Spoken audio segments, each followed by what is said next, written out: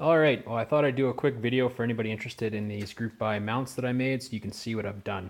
So the tubes are made out of 3/8 of an inch Sked 40 pipe, bent to some dimensions that I've sent off to my fabricator there.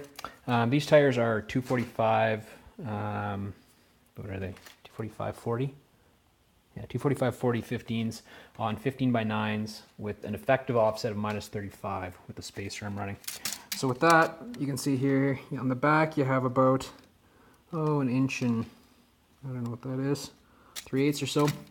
And on the front, you end up with just under an inch, about 7/8 of an inch on the front. So I'm running these aluminum fenders, Harley, for those interested.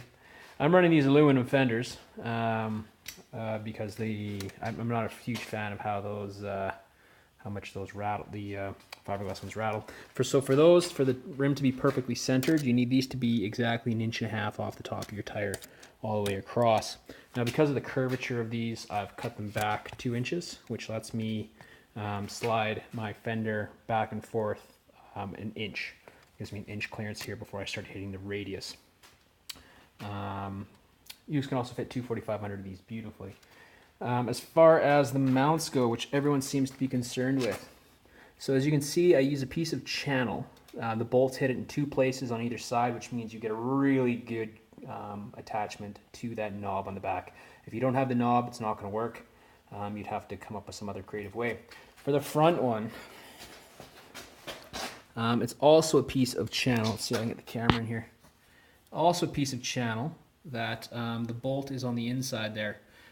So it's very important that you have this channel, and I miscorrectly said in the form there before that it's 1 inch tubing by 1/8 of an inch. It's actually 1 inch tubing by 100 thous is the thickness of it.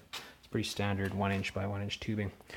So how do you mount your fender on that? Well, you cut some clearance holes like that, and then you smooth them out. So you end up with some kind of, oblong shape there. So this one's been bolted on loosely, just finger tight. But what I did under here is I just made slotted tabs and then marked it that way.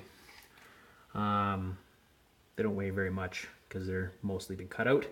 But the nice thing about those is you don't have to dick around with those stupid P-clips that come loose and vibrate, and they're a bit ridiculous. And because these are aluminum, not fiberglass, you don't really have to worry about tightening them too much because you're not going to screw them up.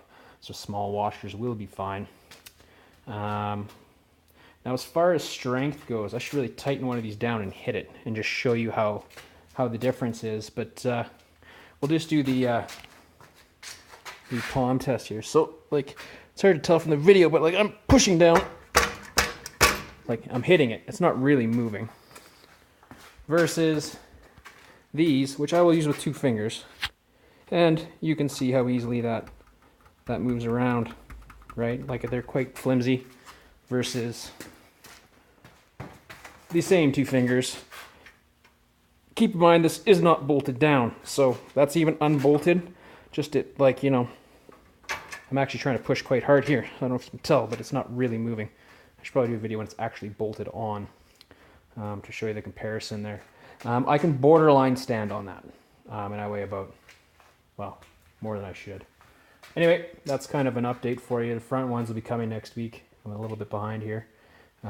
Crazy strong, really easy to center on the tire. Yeah. See if anybody else wants them. Have a good one.